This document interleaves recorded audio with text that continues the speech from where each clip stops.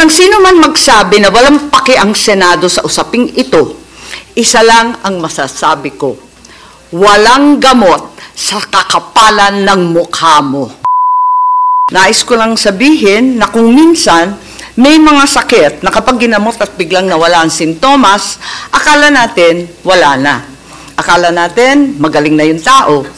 Akala natin napuksa na natin ang sakit. Kaya ihihinto natin yung gamot. Hanggang isang araw, lilitaw ulit ang sakit.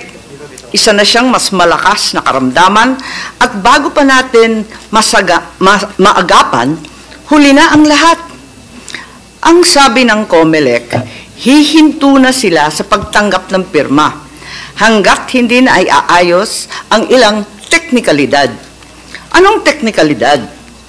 Yung mga pirmang naipasa na. Paano? Anong bagong pamantayan ang gagawin nila? Kung aatras at nagbago ang isip ng tao, anong gagawin? At marami pang ibang tanong. Maaaring masaya tayo ngayon dahil akala natin na pagpahinga na natin ang usapin ng PI nila. Pero hanggat hindi natin ito naihihimlay, babangon po muli ito upang maging multo. Nakakatakot.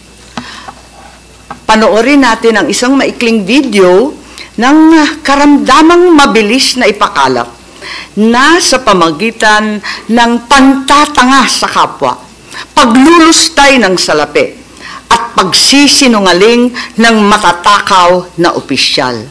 Yang sakit na yan ang papatay sa demokrasya.